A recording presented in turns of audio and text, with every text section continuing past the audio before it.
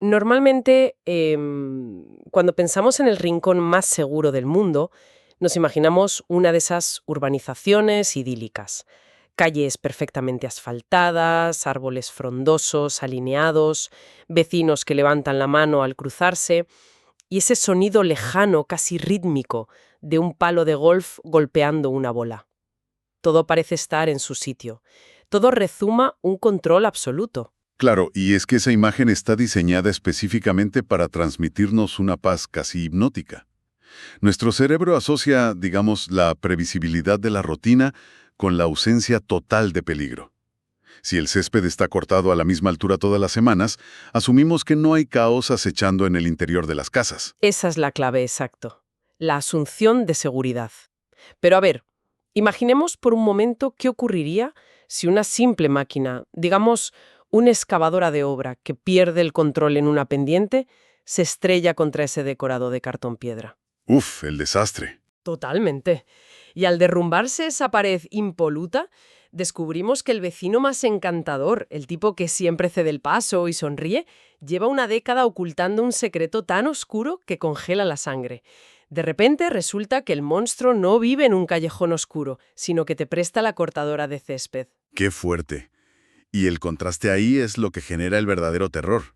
Es el instante en el que la fachada social se desintegra por completo y nos obliga a mirar a los ojos a la verdadera naturaleza de la psicopatía. Y ojo, no la del asesino desquiciado de las películas, sino a la del depredador que se sienta a tu lado en la cafetería. Pues hoy vamos a meternos de lleno en las entrañas de ese terror tan cercano. Pero bueno, antes de empezar con esta inmersión literaria a fondo, queremos mandar un saludo muy, muy especial a toda la comunidad del canal de YouTube Podcast de Libros y Pelis. Eso es, un abrazo enorme para todos. Sabemos que quienes nos prestan sus oídos hoy tienen un olfato especial para las tramas complejas, así que vamos a hacer una autopsia narrativa completa de una de las obras de misterio más absorbentes de la literatura de suspense. Hablamos de El silencio del asesino, de la autora sevillana Concha López Narváez. Y no vamos a dar un simple paseo por el argumento, ¿qué va? Vamos a diseccionar la anatomía de un engaño perfecto. Así que vale, vamos a desgranar esto, porque el escenario del crimen es el último lugar donde buscarías uno. Desde luego. Y para comprender el impacto devastador de la revelación final, es imperativo analizar primero el lienzo sobre el que se pinta esta mentira. Estamos en la apacible ciudad de Wakefield, y el foco se centra en Ernest Morrison, un hombre que, bueno, encarna el arquetipo del ciudadano intachable. El vecino perfecto, vamos. Exacto. Vive de las rentas en una imponente mansión llamada Twin Willows Manor, bautizada así por dos sauces inmensos que flanquean la entrada del jardín. Sí, Morrison es ese tipo de rico discreto de los que no hacen ruido. Él regresó de Brasil hace 10 años después de perder trágicamente a su esposa, Mary Adams. Supuestamente por causas naturales, claro. Supuestamente. Ahí está la palabra clave. Eso es. Y desde entonces ha tejido una rutina, no sé, de terciopelo. Pasa las mañanas perfeccionando su swing en el campo de golf y las tardes jugando a las cartas en el pub local, el Dragon Arms. Y fíjate que no juega con cualquiera, ¿eh? Ah, no. Su círculo íntimo son los pilares de la comunidad. Hablamos del coronel Hughes, el banquero Macpherson y el comisario de policía Ronald Todd. Es que es muy fuerte. Totalmente. Fíjate en la selección de ese círculo. Un depredador social no se aísla, se infiltra en las estructuras de poder y autoridad. Al codearse con el banquero y el comisario, Morrison está construyendo lo que en criminología se denomina una fachada de integración total. O sea que los está usando. Claro, está utilizando el estatus de sus amigos como un escudo. Nadie sospecha del hombre que le sirve una copa al jefe de policía todos los viernes por la tarde. Hasta que llega una mañana de mayo y el azar dinamita ese escudo por completo. Un operario pierde el control de una excavadora pesada en la calle. La mole de metal derriba la valla de hierro de Twin Willows Manor y arranca de cuajo uno de los dos imponentes sauces gemelos del jardín. Un puro accidente, un segundo de mala suerte. Ya ves, la ironía es que el azar no entiende de planes perfectos.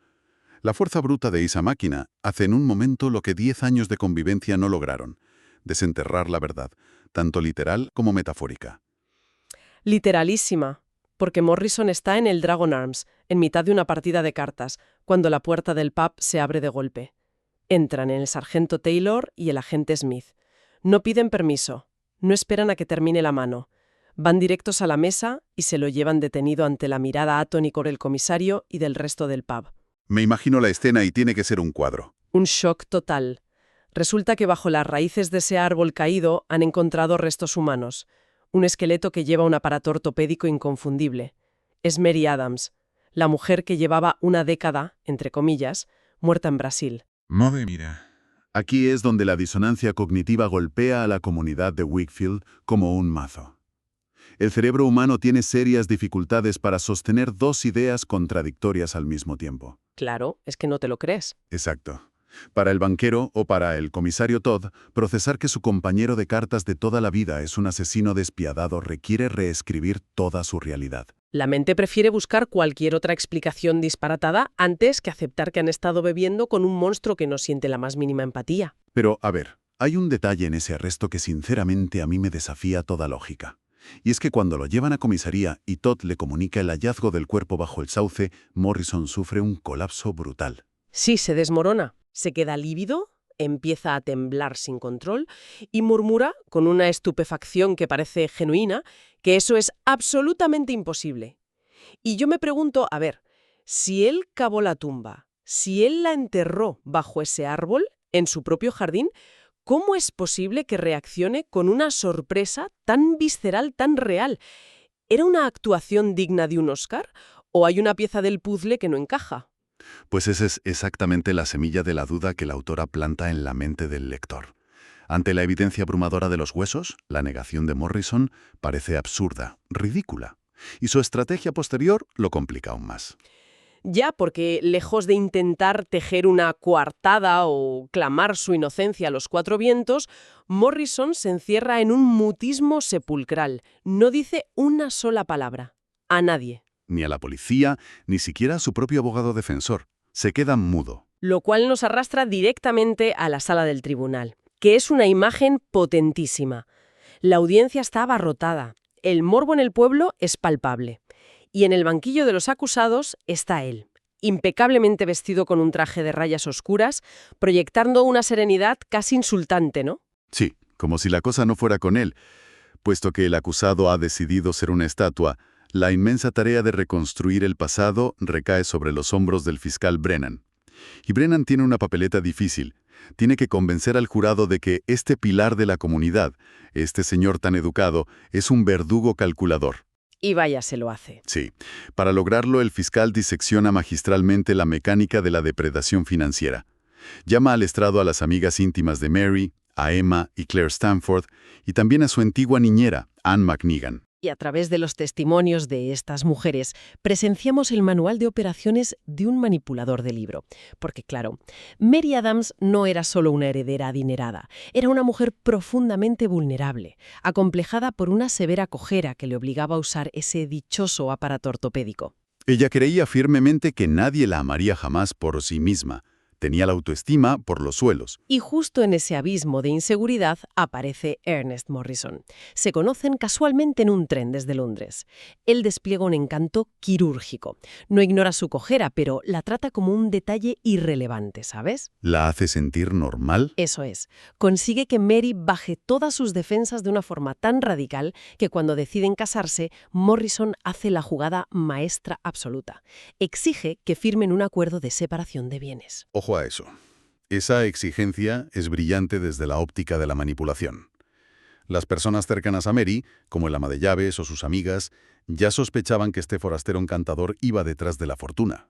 Es lo lógico, ¿no? Claro, el típico cazafortunas. Pero al renunciar legalmente al dinero antes de la boda, Morrison destruye por completo el argumento de sus detractores y se erige ante Mary como un mártir del amor puro. Magistral. Convierte a Mary en su defensora más ferviente. Y claro, ella, sintiéndose fatal por haber dudado mínimamente de él y abrumada por lo que percibe como una generosidad sin límites, decide ir por la espalda y modificar su testamento para dejarle absolutamente todo. ¿El plan en marcha? Una vez que la firma está en el papel, el cuento de hadas se acelera hacia el abismo. Morrison cambia de marcha y activa la fase de aislamiento. Y el aislamiento es el pilar fundamental del control coercitivo. El abusador necesita cortar todos los lazos de la víctima con el mundo exterior para que no haya testigos de lo que va a ocurrir a continuación. Es escalofriante. Lo es. Morrison se inventa un ascenso laboral repentino que les obliga a mudarse a Brasil de inmediato, pero va más allá. Convence a Mary de que las despedidas son procesos muy angustiosos y tristes, y la persuade de no ver a sus amigas antes de partir. ¡Qué fuerte! Y entonces aprovecha un fin de semana en el que el ama de llaves está fuera, asesina a su esposa, entierra el cuerpo en el jardín de su propia casa, justo bajo las raíces del sauce, y coge un barco rumbo a Sudamérica. Pero ojo, que el plan tiene otra capa que a mí me dejó a cuadros. Sí, la joya de la corona del plan. Viaja con su verdadera esposa, Susan Park. Y ella durante los siguientes 10 años se hace pasar por Mary Adams en Brasil. Mantienen la farsa falsificando firmas en documentos bancarios y en cartas a los conocidos. Algo que el mismísimo banquero Macpherson testifica en el juicio haber procesado sin sospechar absolutamente nada en 10 años. Extraen los fondos sistemáticamente de las cuentas hasta que Susan enferma de cáncer y fallece. Y es entonces cuando Morrison, ahora ya oficialmente viudo a los ojos del mundo legal, regresa a Wakefield para reclamar la mansión y el resto de la herencia sin levantar ni una sola sospecha. A ver, la Fiscalía expone esto con una claridad meridiana. La narrativa fluye, los tiempos encajan, los peritos caligráficos respaldan lo de las firmas, pero, poniéndome en la piel de un miembro del jurado, hay una falla monumental en esta lógica que a mí no me cuadra. A ver, dispara. Si Morrison ya era el único heredero en el testamento y acaba de asesinar a su mujer en la intimidad de su hogar sin testigos, ¿para qué narices organizar este circo transatlántico? Es una buena pregunta. Es que ¿por qué no simplemente empujarla por las escaleras, simular un trágico accidente doméstico, llorar a lágrima viva en el funeral con todo el pueblo y cobrar la herencia al mes siguiente? Fingir una vida en Brasil durante una década entera me parece un esfuerzo sobrehumano y totalmente innecesario. Pues mira, desde una perspectiva externa, de alguien normal, puede parecer un exceso logístico tremendo, pero responde a un principio básico de la psicopatía calculadora. Y es la mitigación absoluta del riesgo. Ya, no dejar cabos sueltos. Exacto. Piénsalo. Simular un accidente en suelo británico implica enfrentarse a una autopsia forense. Una autopsia que podría revelar marcas de estrangulamiento o restos de veneno antes de la caída. Claro.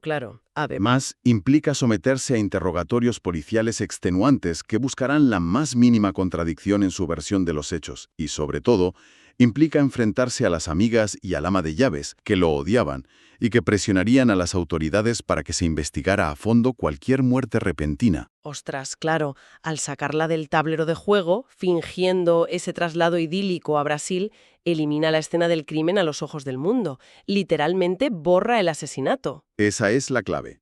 Crear la narrativa de que Mary vivía feliz en el extranjero y que murió 10 años después por una enfermedad natural, garantizaba que ninguna autoridad judicial o policial en Gran Bretaña buscaría jamás indicios de juego sucio. Nadie inicia una investigación por homicidio si ni siquiera saben que hay un cadáver. Era un blindaje perfecto pensado a muy largo plazo. Un blindaje que, fíjate tú, una simple máquina de construcción hizo pedazos en 30 segundos. Ironías de la vida. Totalmente. Pues bueno, el jurado lo tiene clarísimo. El abogado defensor apenas ha podido balbucear un par de objeciones técnicas durante todo el juicio. La jueza Parris está a punto de mandar a los miembros del jurado a deliberar, lo que indudablemente acabará en una sentencia de cadena perpetua para Morrison. Y es justo en ese milisegundo de tensión, cuando todo parece sentenciado, cuando el muro de silencio del acusado se quiebra por fin. Y lo hace con un sentido del espectáculo perturbador, porque tela con el momento. Y aquí es donde la cosa se pone realmente interesante, de verdad. Morrison, el hombre que no ha articulado palabra en meses, se levanta, se abrocha la chaqueta con una tranquilidad pasmosa y pronuncia una frase que deja helada a la sala entera. ¡Qué momentazo! Dice, textualmente, «Soy inocente de la muerte de Mary Adams. Yo no la maté y puedo demostrarlo». Y acto seguido exige que toda la comitiva judicial, o sea, la jueza, el fiscal, la policía, el jurado, se traslade inmediatamente a Twin Willows Manor. Pensemos un momento en la audacia de este movimiento, ¿eh? Está tomando el control absoluto del procedimiento judicial. Obliga al Estado a seguirle de vuelta al lugar donde se originó su ruina. Es de un ego desmedido. Llegan al jardín. La herida en la tierra donde estaba el primer sauce sigue ahí, enorme, como un recordatorio del hallazgo macabro. Pero él no mira hacia ese agujero. Levanta el brazo y señala el tronco inmenso del segundo sauce gemelo, el que sigue en pie dando sombra. Se me ponen los pelos de punta. Es que es brutal y ordena, con la autoridad de quien sabe exactamente lo que va a ocurrir, que caben bajo esas raíces. La jueza, totalmente desconcertada, da la orden, los operarios empiezan a cavar y, para incredulidad del comisario Todd y de todos los que estaban allí plantados, la tierra devuelve otro secreto. Aparece un segundo esqueleto completo, 2 sauces, 2 cadáveres. Es un giro que destroza los cimientos lógicos del caso y de la realidad de los personajes por completo. El descubrimiento de este segundo cuerpo cambia la identidad misma de la historia que estamos presenciando. El individuo impecablemente vestido que está frente a la fosa revela entonces su mayor engaño. Él no es Ernest Morrison. ¡Boom! Su nombre real es Peter Marlowe. En la condena los cruzó en ese viaje. Físicamente eran casi clones, el mismo tipo de rostro, la misma complexión, un timbre de voz idéntico. Una casualidad macabra. Y el verdadero Morrison, borracho de éxito criminal, comete el error más viejo del mundo, la arrogancia. Le confiesa a Marlowe, que es un total desconocido al que cree que no volverá a ver en su vida, que acaba de cometer el crimen perfecto. Se va de la lengua. Le detalla todo, que acaba de estrangular a su rica esposa, que la ha enterrado bajo el primer sauce del jardín y que esa misma noche tomará un barco a Brasil con su amante para vivir de la fortuna de la muerta. La arrogancia del verdadero Morrison es el detonante, sí, pero la reacción de Marlowe es fascinante desde la perspectiva psicológica. Piénsalo, un ciudadano normal, al escuchar semejante monstruosidad de boca de un extraño, habría acudido a la policía aterrado en la siguiente estación. ¿O habría salido corriendo del vagón? Exacto. Marlowe, en cambio, no siente repulsión, siente envidia. Visualiza un plan maestro ya ejecutado, un botín millonario esperando y un billete de barco ya comprado. Marlowe actúa como un pirata informático de identidades. Es que no necesita planificar un robo bancario ni ganarse la confianza de una heredera durante meses aguantando el tipo. Encuentra un sistema que otro criminal ya ha vulnerado, con todo el trabajo sucio hecho, y decide simplemente eliminar al administrador y quedarse con los permisos de acceso. Así de simple. Esa misma noche, Marlowe se presenta en Twin Willows Manor. Sorprende al verdadero Morrison frente a la chimenea. Toma el atizador de hierro macizo y le destroza el cráneo.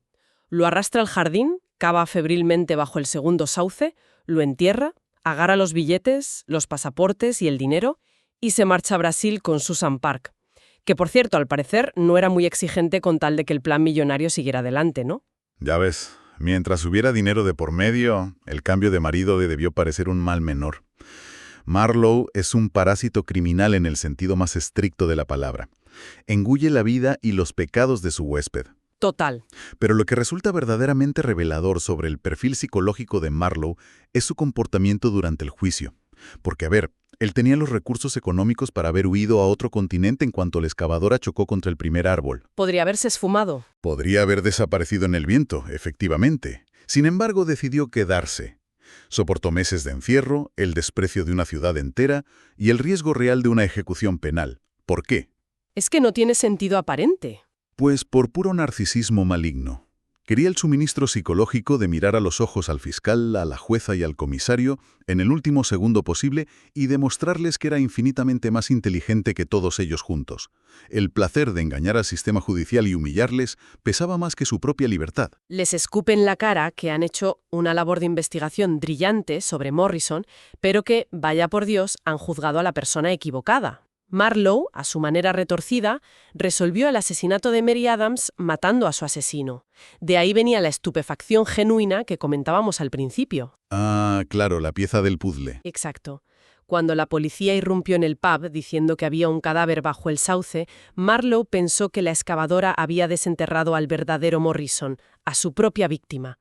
Jamás de los jamases sospechó que el azar había desenterrado a la primera víctima, al crimen original. Es que las piezas se encajan con una precisión matemática brutal.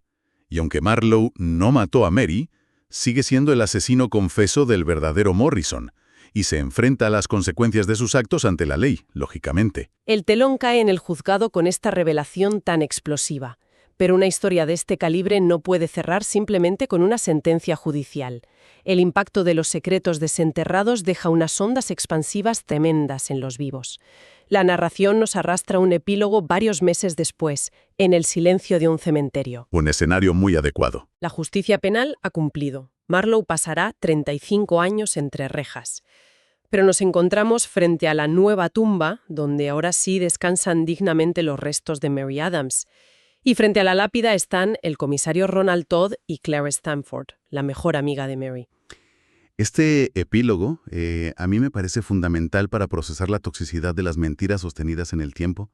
Claire, frente a la tumba, verbaliza una dualidad emocional muy oscura, pero a la vez tremendamente humana. Sí, es una confesión dura. Confiesa que en el preciso instante en que Marlowe reveló que había asesinado a Morrison, sintió un regocijo visceral, un destello de alegría perversa al saber que el hombre que había manipulado y asesinado a su dulce amiga encontró una muerte brutal esa misma noche a manos de otro psicópata. Es la encarnación cruda del refrán, quien a hierro mata, a hierro muere. Exactamente. Y toca una fibra muy profunda sobre nuestro concepto de la justicia inmanente. Intelectualmente todos sabemos que un asesinato es una aberración injustificable sin importar quién sea la víctima. El sistema legal no admite atenuantes cósmicos, por así decirlo. Claro, la ley es la ley. Sin embargo, a nivel emocional el cerebro humano experimenta una catarsis poderosa al ver que el depredador se convierte en presa. Claire se siente culpable por ese alivio, pero es una reacción de compensación psicológica ante la inmensa impotencia que sintió durante años. Entonces, claro, ¿qué significa todo esto para Ronald y Claire? Los que se quedan a recoger los pedazos, porque la fosa de los secretos resulta que no se había vaciado del todo. No, quedaba uno más. Durante décadas, Ronald Todd cargó con el estigma interno de no haber sabido corresponder al amor incondicional que Mary sentía por él, asumiendo ante los demás que sus propios prejuicios sobre la discapacidad de ella lo habían frenado. Pero frente a esa lápida, el comisario desentierra su propia verdad. Todd rompe una barrera de silencio de 20 años. Le confiesa a Claire que la cojera de Mary nunca fue el impedimento. Jamás. La verdadera razón por la que se mantuvo alejado fue porque siempre, desde el primerísimo momento, estuvo profunda y secretamente enamorado de ella, de Claire. Es que se me encoge el corazón. Y el golpe definitivo es que Claire le responde que el sentimiento era mutuo. Ella también lo amó desesperadamente en su juventud, pero al ver la devoción absoluta que su amiga Mary profesaba por Todd, decidió sepultar sus propios sentimientos. ¡Qué tragedia más tonta! Se obligó a la frialdad por pura lealtad a una amiga que sin ella saberlo ya estaba sentenciada a muerte. Han dejado escurrir 2 décadas de su vida, han envejecido separados, rindiendo tributo emocional a un triángulo amoroso sostenido por un enorme engaño. La maestría narrativa de Concha López Narváez se cristaliza justo aquí. Establece un paralelismo poético y devastador. Al igual que los crímenes físicos estaban enterrados bajo las pesadas raíces de los sauces en el jardín, asfixiados en la oscuridad, las verdades emocionales de Todd y Claire estaban sepultadas bajo una montaña de lealtad malentendida. Es muy triste. Lo es. La novela nos advierte sobre el altísimo coste psicológico de la represión. Vivir una mentira, por muy nobles que sean los motivos iniciales, es una forma lenta de extinguirse. Fíjate, es una disección brillante de las motivaciones humanas. Empezamos pensando que teníamos entre manos la típica historia del marido codicioso y de pronto estamos lidiando con suplantación de identidad, parasitismo criminal, castigo kármico y el coste irreparable de los silencios. Y todo esto armado como un mecanismo de relojería que no falla en un solo compás.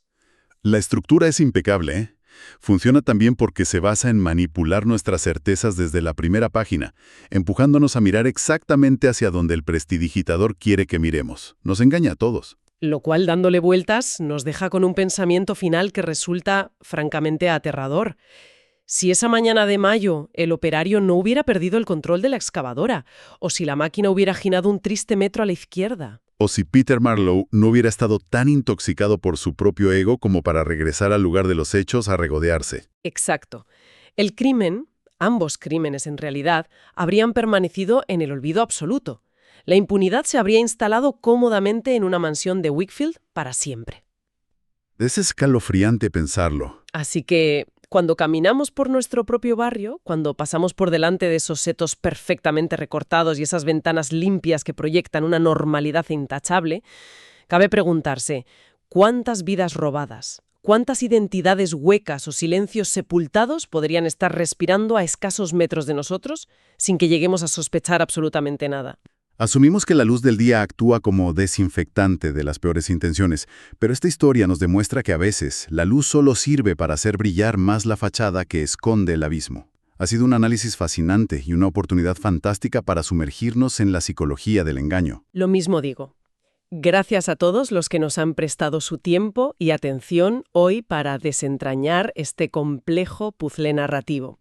Y recordad, la próxima vez que el exceso de normalidad os haga sentir totalmente a salvo, preguntaos si estáis pisando tierra firme o solo un suelo de cartón piedra esperando el impacto de una excavadora.